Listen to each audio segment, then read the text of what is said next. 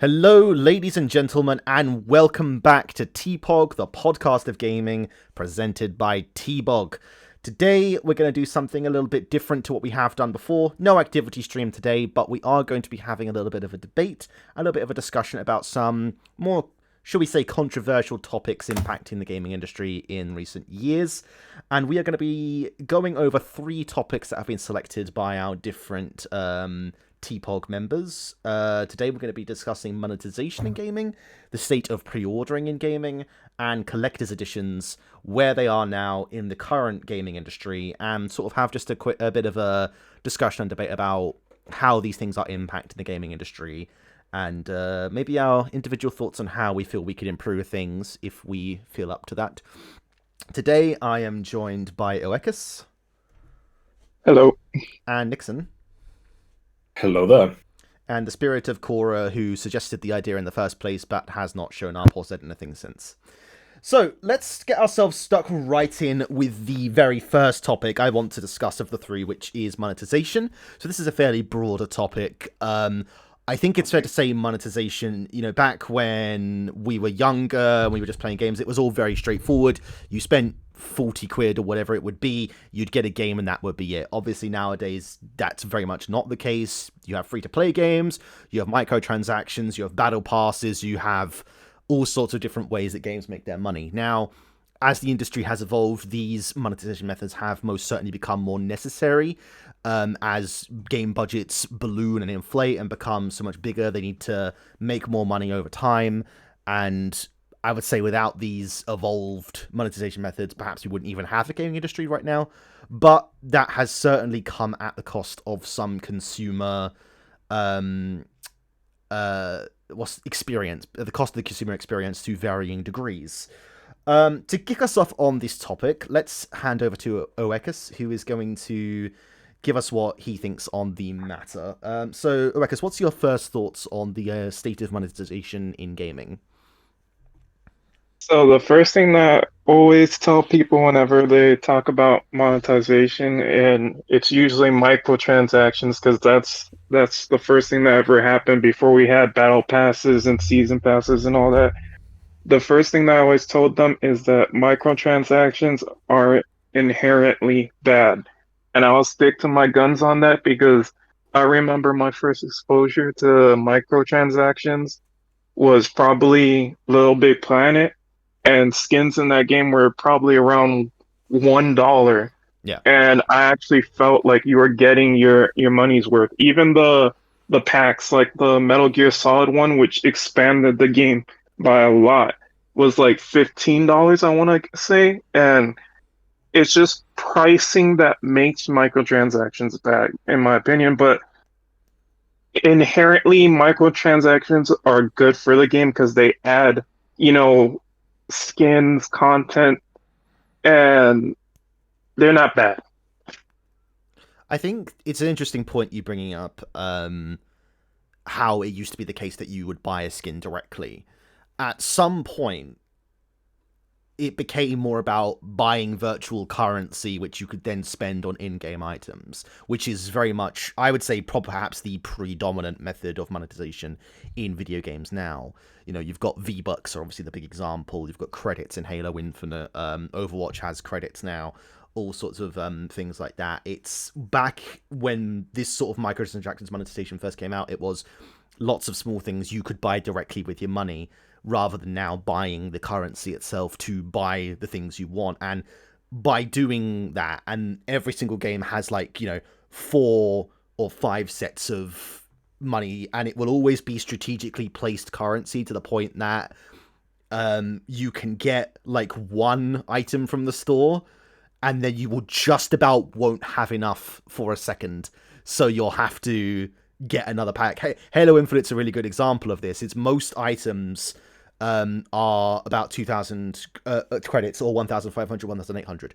The £15 pack, which I think that sort of price range is usually the most popular pack, that's 15. It gets you about 2,000 credits. So if I go and get something for 1,500 credits, and then the next item I want is 600 credits, I can't get it because I'm missing 100 credits. And this happens more often than you might think.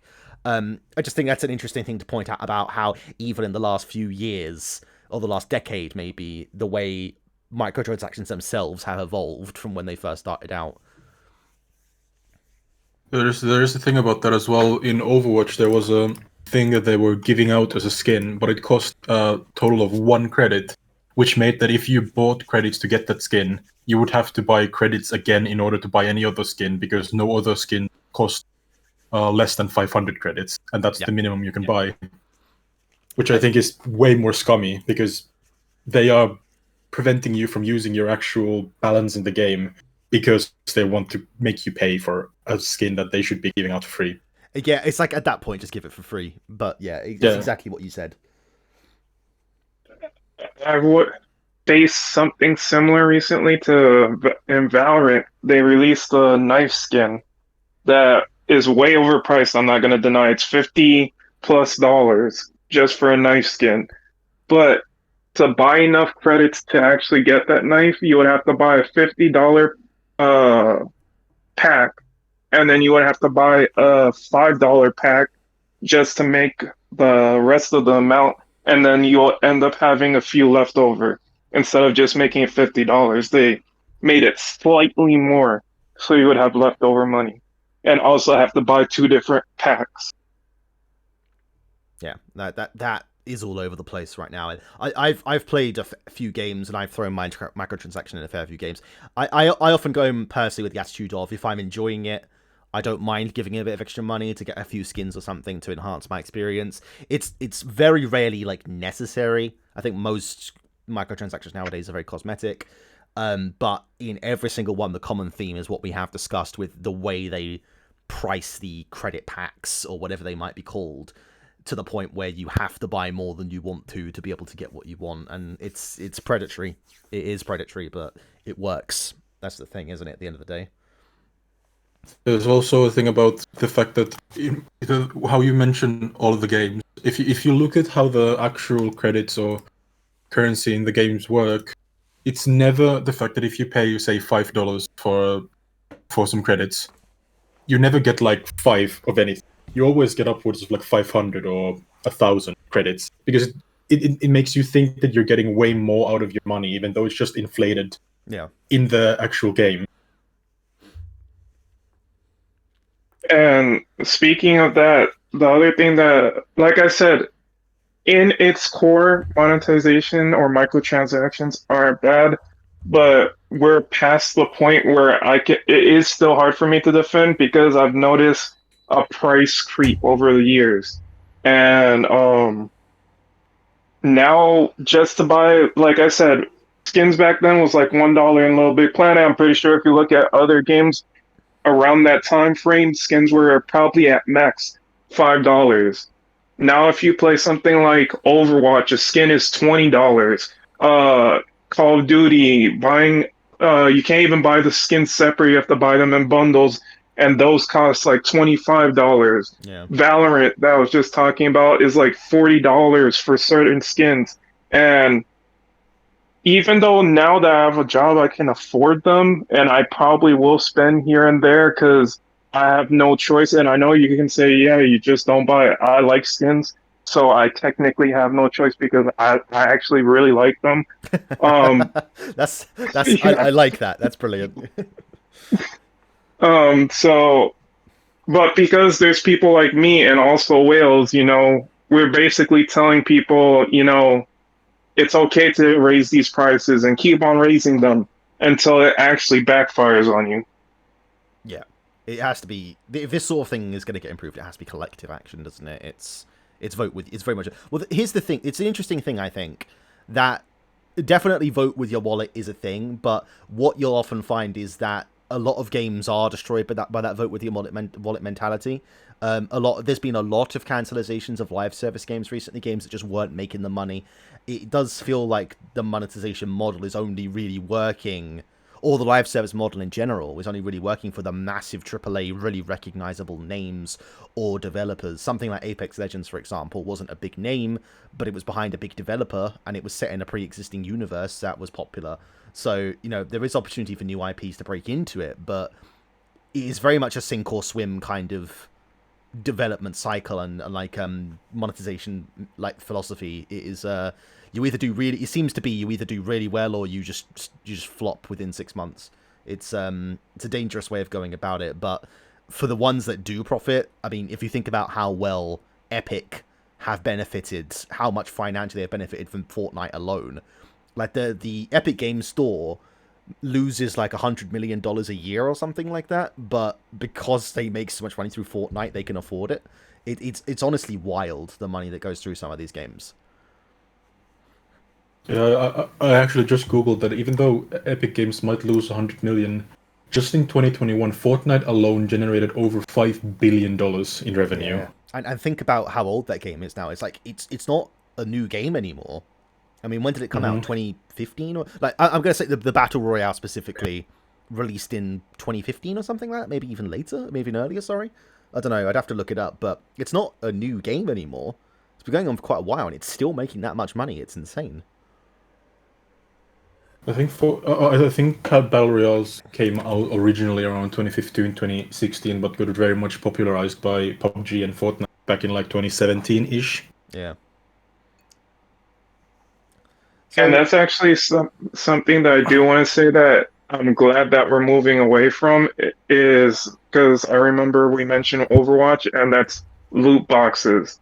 At least in my experience, I'm seeing that even though the price of cosmetics are going up, we don't actually have to spend in these random boxes to try getting them. So, yeah, I have to spend $20 for a skin now, but I'd rather do that than, have to spend 100 for some gacha. Even though things like Genshin Impact are doing really well now, and that's just a gacha. See, it is interesting you should bring that up, because I was literally just about to say, so I'd like to talk about loot boxes.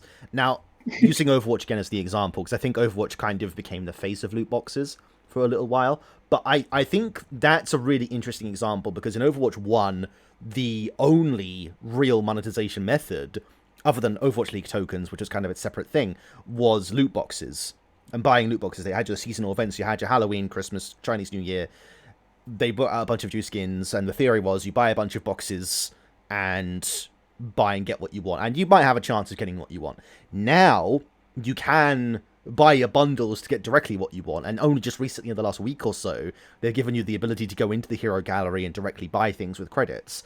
But the efficiency in terms of what you spend your money on and what you get is so much worse with the newer method. So I'm a self-confessed whale back in Overwatch 1. I must have spent, in fact, I'm not really sure I want to say the amount that I must have spent on the game over the years, but I would, when a new event rolled around, I'd drop 15 quid or 25 quid on loot boxes, and I'd go through them, and 6 times out of 10, I would get the skins that I wanted.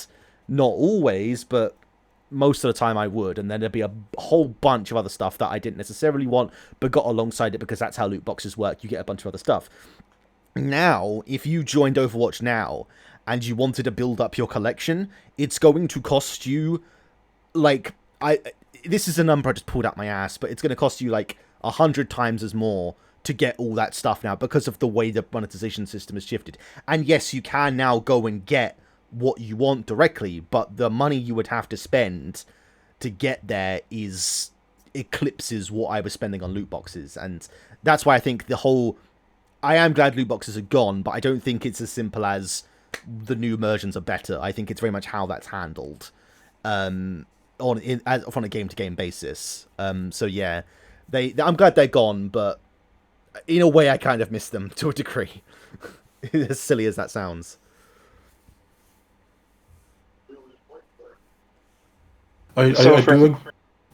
Go on.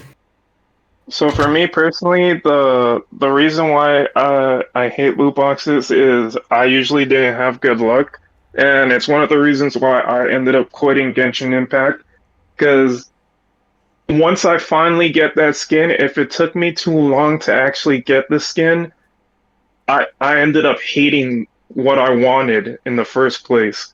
So anything with loot boxes back then, or even now, because like Destiny even had loot boxes for seasonal sets of armor, which I never touched. I think they still have it.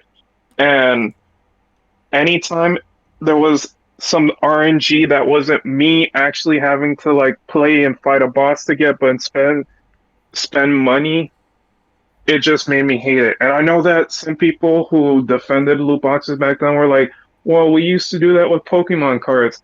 I feel like that was completely different because you could at least, trade your cards with people. You could, give cards away to your friends.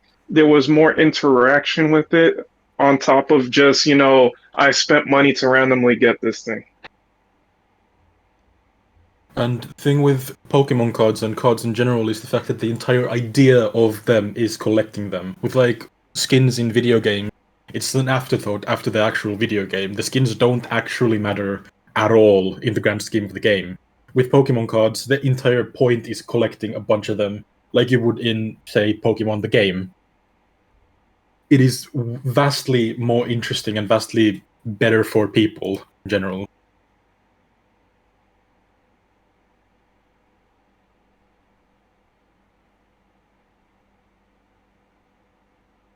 Silence crawls across the land. So yeah, I agree with you on that part. Um, I know that CS:GO, in terms of this, I've never played the game. I don't know much about it, but they do a good system with their marketplace, in that I heard that any camo you get on your weapons is like different compared to someone else's camo. It's like this still the same pattern, but let's say that the pattern was stars, they might be shifted a little to the side compared to someone else's. So that allowed the CS:GO to have a marketplace where people could sell their specific, thing that they got. So there is place for, these loot boxes and randomization, I do think, but it depends on how they can actually make it feel rewarding at the end and not make it that you have to spend 100. There should never be a chance that you spend $100 just to get that one item that you want, and then you hate every other item there, and then you can't even resell those items. I think the idea of sort of developing in-game economies is an interesting one. So obviously we've mentioned like CS:GO already, but it's just an intriguing concept in general. The idea of these like self-sustaining economies where the players are given, where the players can just buy and sell their own things and actually profit real world off of it. That really intrigues me.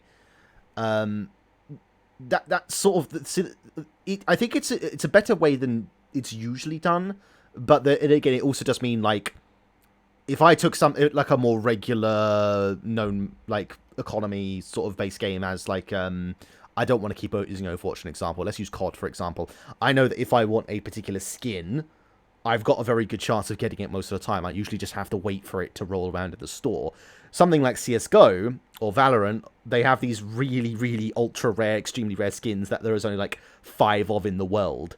And if I come in as a new player and I really like that skin, I have to pay like what, £10,000 or something to get it, or just be extremely lucky, like unbelievably lucky.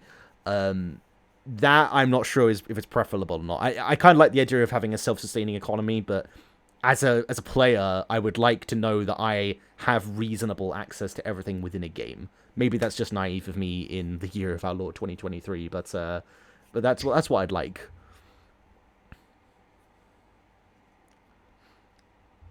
So, on terms of that accessibility, I know that that's one of the problems with something that I actually love that gaming has added, which is battle passes. But if you end up joining a game, like let's say you finally try this game after 3 years of playing, anything in the previous battle passes of the years that you never played, you just flat out for most games cannot get anymore. And as a player, when you start out, that might be that one skin that you love, but you just cannot touch. True, I suppose. I think in my head, when I was thinking of it, I was thinking of Halo Infinite, which allows you to go back and replay old battle passes once they're finished. So but I think that is an outlier in that regard. I think most games, you are right, you can't go back and replay them. I am aware we're sort of like rolling on to about 20 minutes so far, but I did want to have a brief word specifically about battle passes themselves. So we obviously covered microtransactions, we've covered loot boxes, but in terms of the actual advent of battle passes, they have been very popular for, I would say, the past 4 or 5 years, I would say, or so, and have become the primary method of monetization, I would say, even over microtransactions. Microtransactions now seem to exist in support of battle passes because they are, well, I mean, I will say they are a pretty good method of keeping people playing. They give people or give players a way to, or a reason to keep playing, knowing that there's more to unlock. But the way they have been introduced in some games is a bit, it's not been expertly introduced in certain games. I from what I can remember, there are some that just take unreasonably long amount of times to complete, and like the content sometimes are just very filler based sometimes. So has anyone got any general thoughts on battle passes? I fucking hate them. Just generally. I'm curious, what part don't you like? The grind of it, the price, or the content, or all of Well, it? Just pretty much all of it. oh It wow.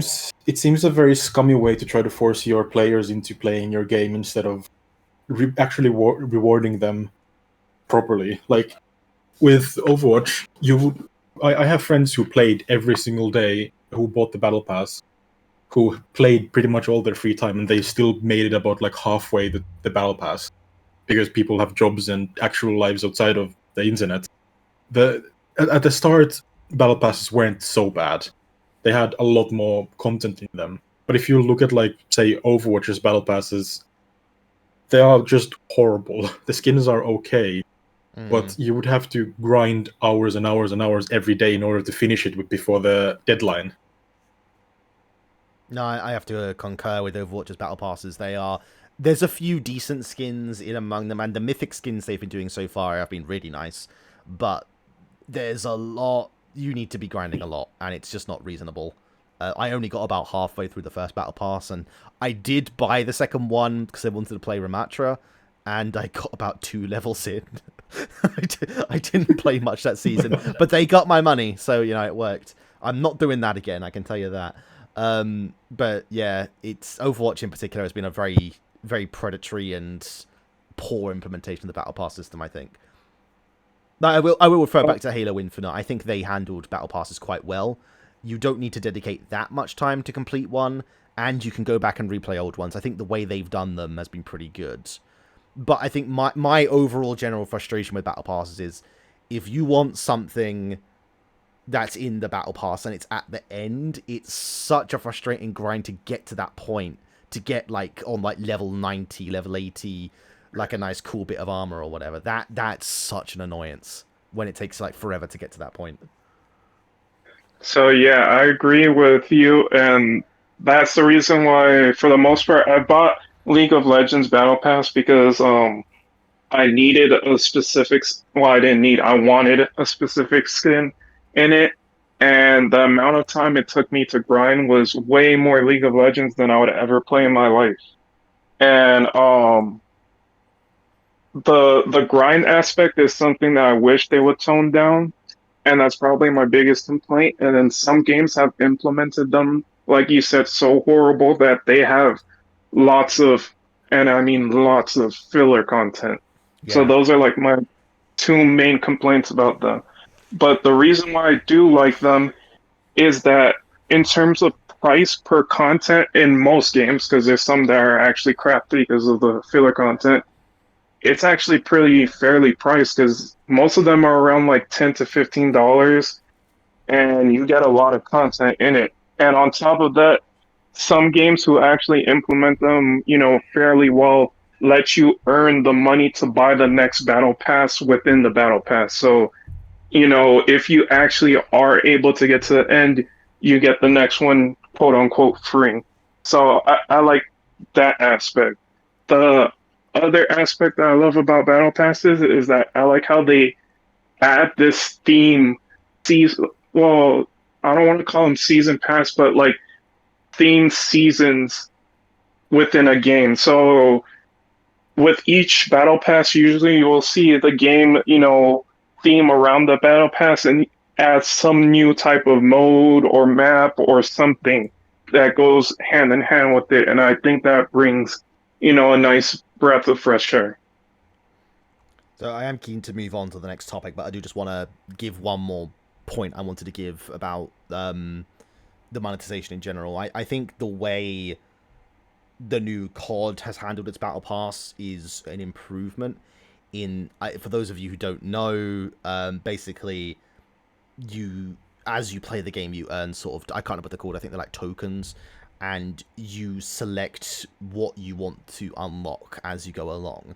So you get like this sort of like, I want to describe it as a map sort of, and you start off in the bottom left, and you could branch out in different directions, up to like a bit at the end. And basically means rather than having like a static and linear pass line where you start on 0 and go to 100, it's like you start at A and you can go to C, you can go to E, whatever. You can make your own path, and you have some degree of control and agency over where you start off. Not where you start off, but where you go in terms of what you want to unlock, and you can make a beeline for something particular that you like the look of. It's still not great, it's still not perfect, but it's an improvement. I hope more games adopt that kind of philosophy. All right, so Agreed. Let's move on then to our next topic we want to discuss, which is collector's editions. So I'm going to say personally, I can't even recall the last time I bought a collector's edition. Obviously, as the industry has very much embraced digital gaming significantly more over physical gaming, they're not quite as prominent as they used to be, but they are very much still around. I'm going to throw this over to Oecus because he is a collector's edition aficionado, even to this day, I believe. So why don't you give us a bit of an update on where things are at with collector's edition in the gaming industry? So, amongst TBOGians, I'm probably, the one who buys special editions, collector's edition more often, and the main reason is because I love collecting steelbooks for games. But in terms of collector's edition, there has been one controversy that's been coming up as of late, and personally, I think it's the direction that most games should continue with collector's edition, and that's including a digital pass for the game, and digital code for the game instead of a disc with the collector's edition. So people would end up getting the steelbook without an actual game disc and would be mad because they say if I want the physical thing, I should be able to have the physical disc. But this also alienates people who end up getting, digital only platforms from getting any sort of collector's edition. Even if they don't want the steelbook, maybe they want the physical goods, they can't use that game disc. And there's another way that I've seen some games handle it, and that's they sell the game separately. So you buy the game however you want, and then they have a collector's edition type thing that you can buy on the side. And that's where I think games need to start moving towards. But yeah, if they're choosing one, I do think that digital codes make sense, despite people getting mad about them. I will say the first thing that occurred to me, and I haven't heard of an incident of this happening for a while, but the one that sticks out to me, I think, was Battlefield 5 Collector's Edition, which came with like a messenger pigeon scroll or something like that.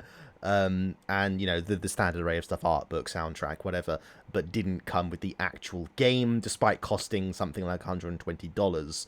That has happened a couple times, but I don't think it's happening quite so much recently. Unless you know of any recent examples where that's happened. Yes, I do. And it's one of the biggest PlayStation 5 games that released, God of War.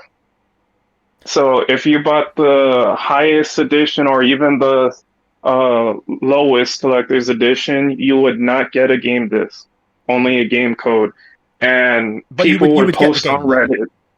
Yes. Okay, yeah. People Yeah, so people would post, pictures saying, I spent X amount of money and you can't even give me this. But again, I don't know the numbers, but I know lots of people that bought uh digital only PlayStation 5, and to alienate them from getting the actual collector's edition that comes with, Thor's hammer and rings and a map and all that, I just feel like it doesn't make sense to alienate people like that. No, it's a fair point. I think collector's editions have needed to grow because as the industry's grown, like I said at the beginning, away from physical and more towards digital, it is certainly an option they need to be providing, and something that'd be really nice to see more of. Beyond that, I can't say I have many. I used to buy a fair few collector's editions back in the day. I remember getting the Metal Gear Solid 5 one when it came out, but I got to the point where I realized I don't really care about all this stuff. It's all just going to take up room in my, in my flat or my house or whatever, and I'm just not going to care about it all. Like most of the time, it was just. I often find collector's editions to be very uninspired. It was always, here's a soundtrack, here's an art book, here's a pack for some in-game skins and a statue, and like that was every collector's edition. There was just very little inspiration, very little interesting going on, and I just couldn't bring myself to care too much after a while, to be honest with you. And like I said, I haven't bought one in a long time, at least not one I can remember.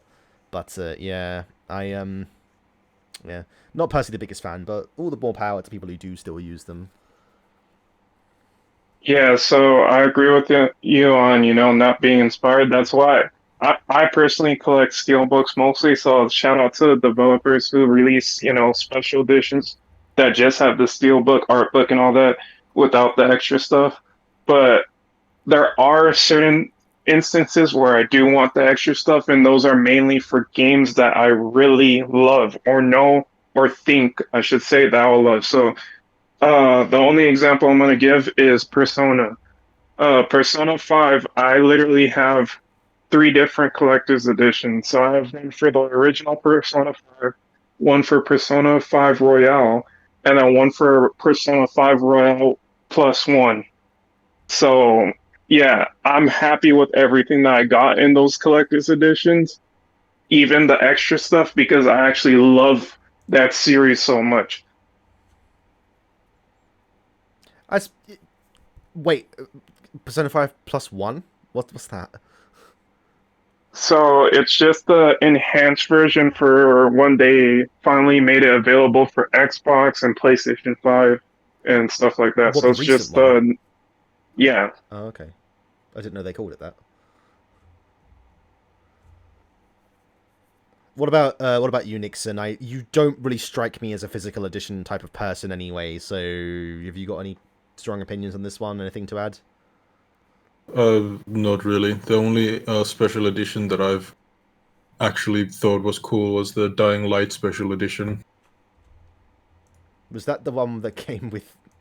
No, I was gonna say, is it the one that comes with like the boobs? But that was Dead Island, wasn't it? I don't know if you guys remember that. Yes, yes, I do. It was like, The Dying Light special edition comes with a custom-built zombie-proof shelter. Your face in the game, a human-sized volatile figurine, branded night vision goggles, a round trip to Techland party with Steve the zombie consultant, two Razer Tiamat headphones, and 4 signed steel Xbox One copies of Dying Light. And it only cost $250,000. oh wait, no, I remember this now. Yeah, it wasn't. It didn't. I swear to God, this didn't actually sell though, did it? No one bought it. Yeah, I think they published this as a joke. Yeah, that's what I. Yeah, because I remember. I now that you've mentioned the price, I remember it. Like it came with like an absolutely insane list of things, but Yeah. it wasn't an actual edition. It was like it was just a joke, or if it was real, no one had bought into it.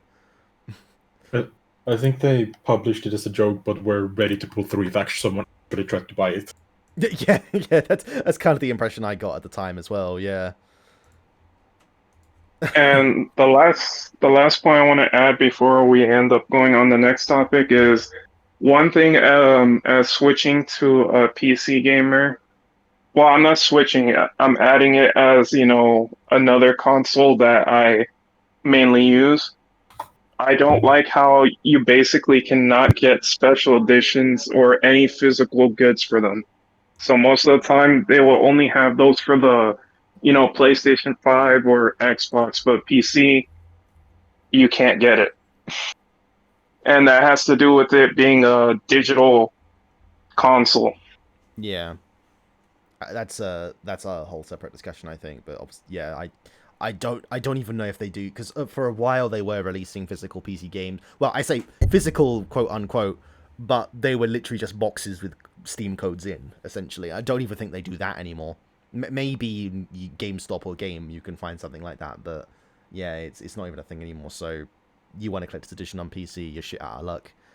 I mean, there are deluxe editions and stuff, aren't there? So I mean, I bought Marvel's Midnight Suns recently, and I got the digital deluxe edition, but it is just a season pass. That's all it came with. It wasn't anything like fancy or fun. Sometimes you'll get like a digital soundtrack, sometimes you'll get like a digital art book, but being real about this, I don't think anyone actually uses them. For me, the appeal of an art book is actually having like a physical thing there to add to my collection, so I'm not really interested in the digital art book.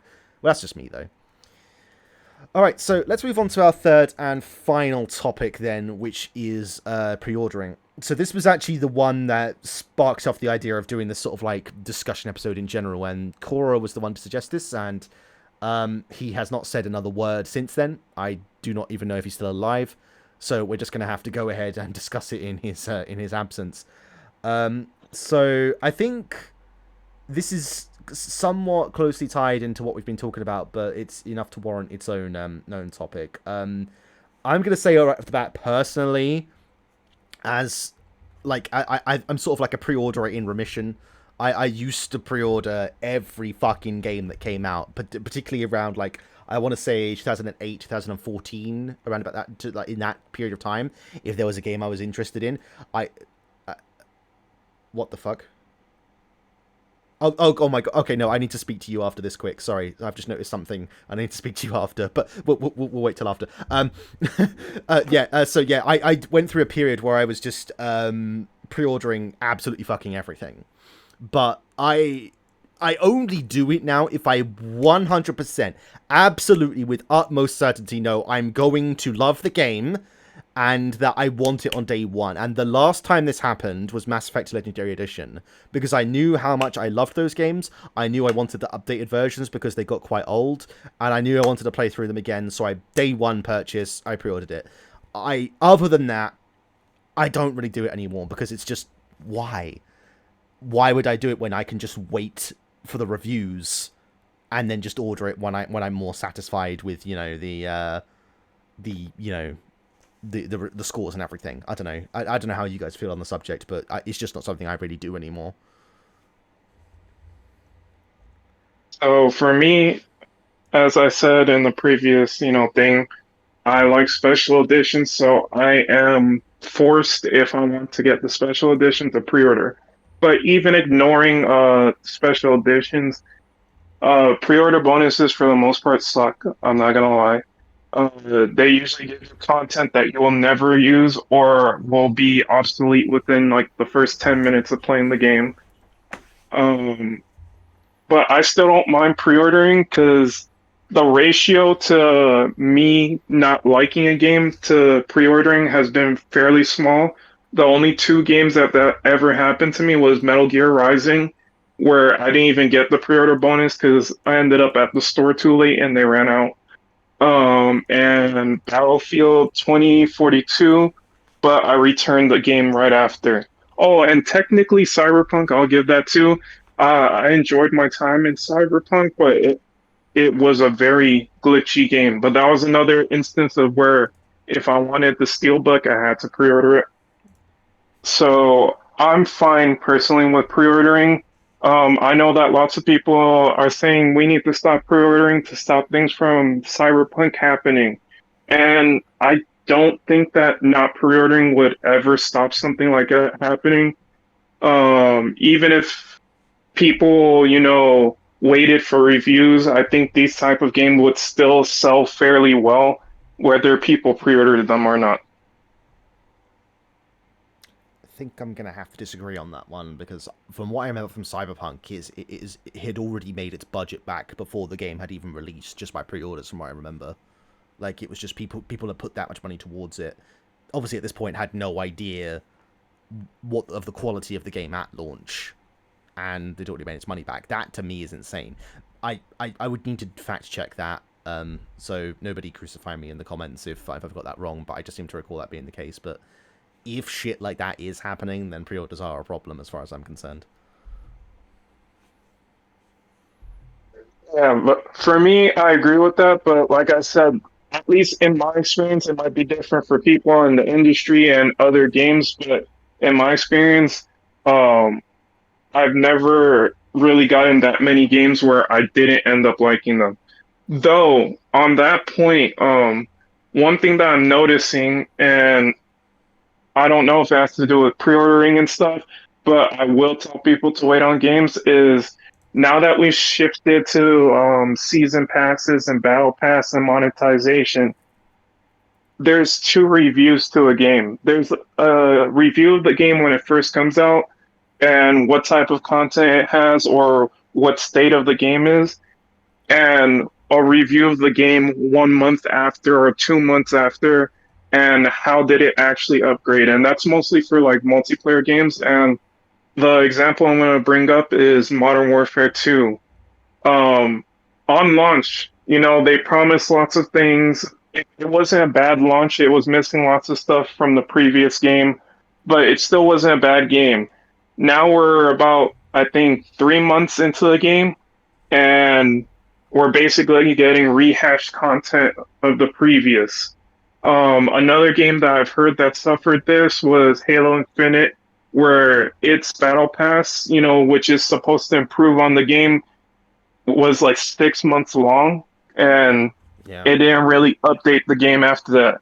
And this is one of the reasons why I didn't like Overwatch getting 10 out of 10s when it initially launched. What did it actually improve on after the game release? And it did add stuff. I'm not trying to say it didn't, but in terms to me, it didn't really build past what it was at the time. Even though it's one of the biggest games and still talked about crossplay and all that, I just felt like for the amount of hype and I'm pretty sure money that poured into that game, it didn't actually build itself more. And the last game that I'm gonna talk about in that group is Destiny, and that thing gives me PTSD because of how many times it promises something and didn't deliver. I still love Destiny though, but it doesn't deliver most of the time.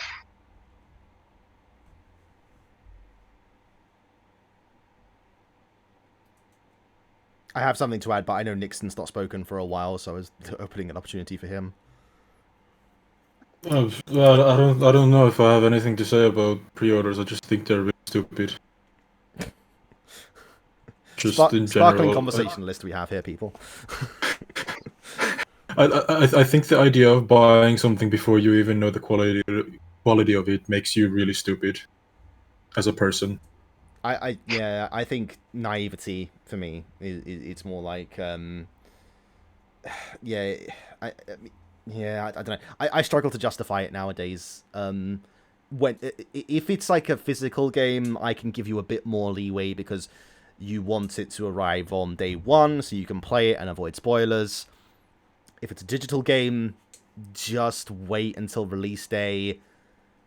Watch the reviews, listen to it, make an informed decision, and then buy it. Then you're gonna play it basically at best a few hours later than you would have normally anyway. So there's no excuse there for me. You may as well just wait until day one and buy it the same way you would. It's just, but at least now you've made a more informed decision.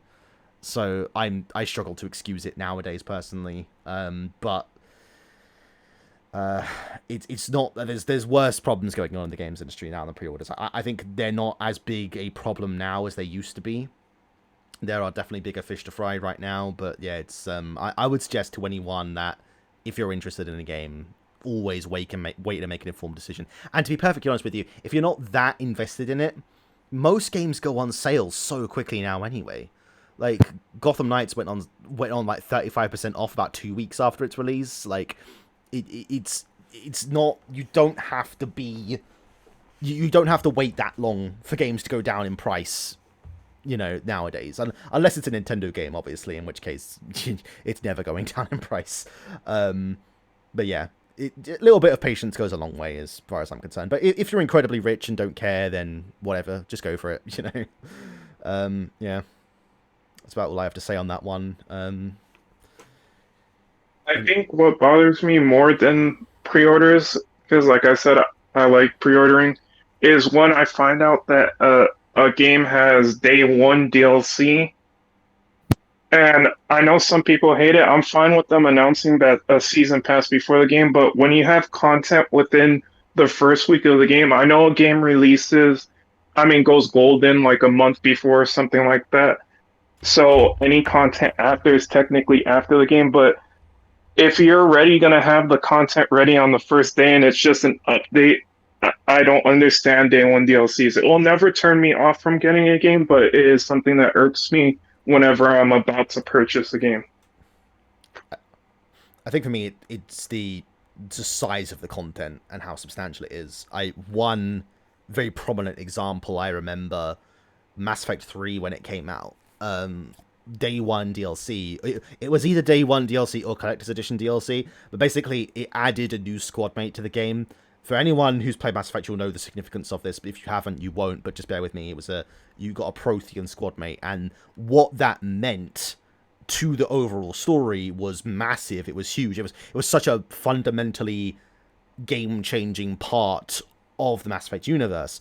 And the thing is, it was really well integrated as well. Like, this wasn't just a lazy thing. This was a fully integrated squad mate who felt like they belonged in the game, interacted with everyone else. They didn't feel like DLC. They were just in there. But if you didn't get a day one, or if you didn't pay the extra for the DLC or whatever, you're not going to get them. You're not going to get that part of the experience. And it was it felt very scummy at the time, because it felt like this is not content. This is either content that should have come out months later, or it should have just been included as part of the main release, because it was very much ready to be part of the main release. It did not feel like DLC at all. It felt like something they specifically held back as DLC. And I don't think there's quite so much of that nowadays. I think most day one DLC is like, a skin, or a rune or something like that, some other specific, a few little trinkets you can get nowadays. Like, I know Red Dead 2, for example, had like a specific mission at one point in the game, but it's like a 10-minute mission. It's nothing special. So that's not so bad. But there used to be a case where they used to have very substantial DLC in that sort of region, and the way they went about it was just not very well implemented. And then the last thing I want to say is, overall, I do agree with you guys that unless you're in a situation like me where you want something that's limited, or you're 1,000% sure you actually want that game, you don't really need to pre-order, because, like Para said, they will end up going on sale, fairly soon. And something that happened in the past, and we still see it today, is that some games end up releasing a full edition, or whatever they want to call it, where it comes with all the DLC later down the road. It always amuses me when like games release Game of the Year editions, even though they never got nominated for Game of the Year. That always makes me laugh. It's Game of the Year in their heart. That's what counts. Yeah. That being said, I'm struggling to think of an example, but there have definitely been a few like that, where they were just sort of like Game of the Year edition. It's like, no, you weren't anyone's Game of the Year. Like, just stop. Just call it a Legendary edition or something. But yeah, that is usually what's great about them is if you come to a game a few years late, like you didn't buy it on the hype on release, you're interested in a few years, you look at a Steam sale and you'll find Borderlands 2 Game of the Year edition, for example. And that game had a hell of a lot of DLC. You had the main DLC packs, but you also had the skins. You also had like the pre-order bonuses, whatever. Now you can get that edition on sale for like a tenner, and you can you can save like ridiculous amounts of money, and you can get all the content all together. That sort of thing is really good for like long-term purchases, for people who who buy it like many years down the line. So if you can be that patient, then yeah, definitely the way to go about it, and definitely the savviest way to be a gamer these days. Because there's very few games that don't have additional content now. I know God of War, the two God of War games are definite outliers in that regard. The first game didn't have a single bit of DLC from what I'm aware, and it doesn't look like the second's going to either. But it does, sadly, to a degree, feel like games need post-launch content and monetization now just to survive, even single-player ones. I mean, this kind of harkens back to our first topic, but monetization bleeding its way into single-player experiences has become a bit of a it's really bad. It shouldn't be happening. Like, the most prominent examples I can think of is Assassin's Creed. That's been going on since Black Flag, I think, back in 2014. But they have like stores with cosmetics and skins in, and you could buy credits and buy all these skins the same way you would for multiplayer, but it's just for single player. And I find it significantly harder to justify it in a single player game, especially when the entry price is still the same as any other game. It's still 60 quid, 70 quid, whatever it might end up being. So yeah, that I particularly don't like.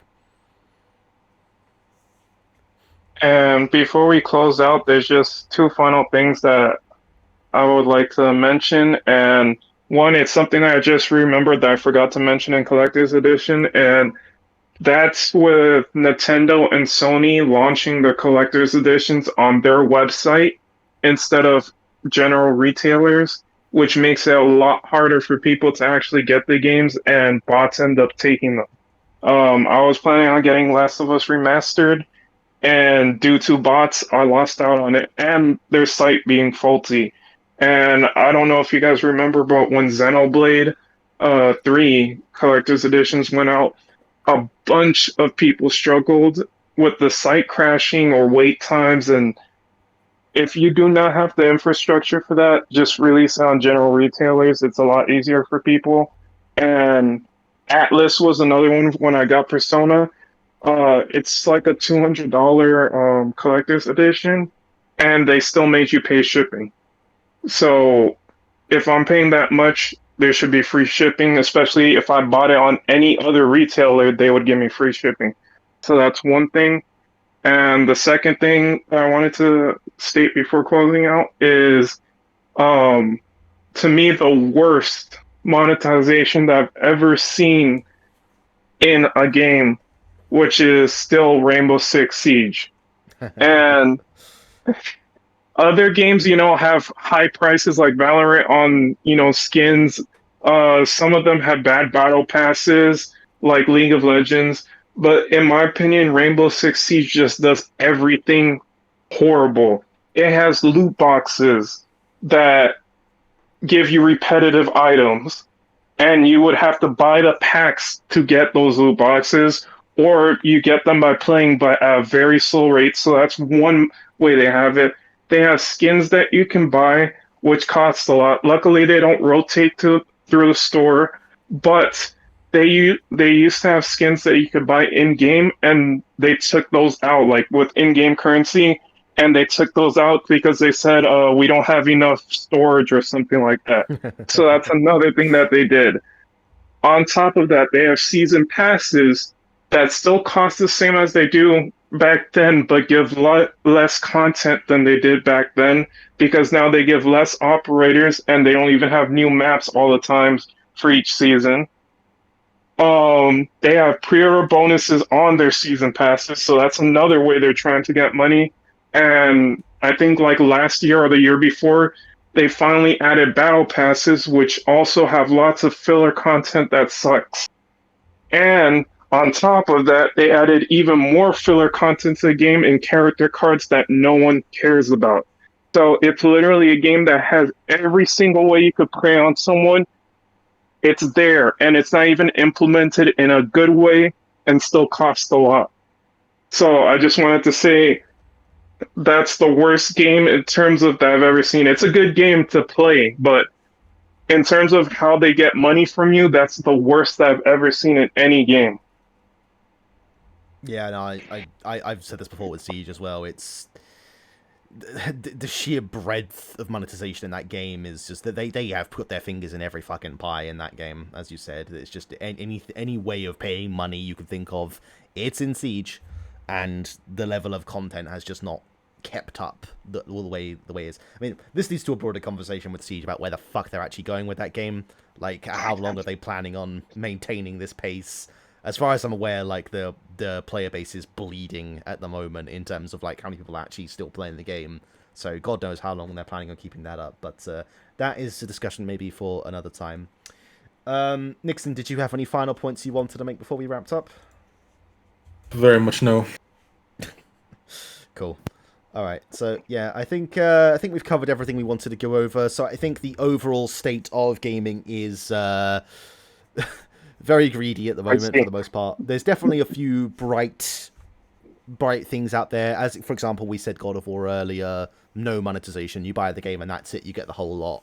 But it is definitely an outlier nowadays, and unfortunately, I like I said at the beginning of the episode, I know in many ways they need these methods, a lot of AAA games, just to keep the lights on, just because game development is so drawn out now and so expensive that you need this to succeed. But the ones that hyper succeed and the ones that bleed money out of everyone yeah. But I mean, at the end of the day, people are doing it, right? People are buying this stuff. That's how mobile games succeeding and make so much money. At the end of the day, people just drop it. It's a predatory industry, but it works. And until people stop doing it, it's not going to change. And something tells me no one is not going to stop doing it. Cool. Anyway, so thank you very much for tuning into this episode. It was a slightly shorter one than we usually have been doing, but at the same time, our last few episodes have been fairly long, so I am quite happy that we had a bit of a shorter one. We will get this up, and we'll see you on the next one. So until next time, this has been Oecus. This has been Oecus. I said peace. Your voice did not come through. And Nixon. Peace. And I have been Parasloth, and we will see you next time.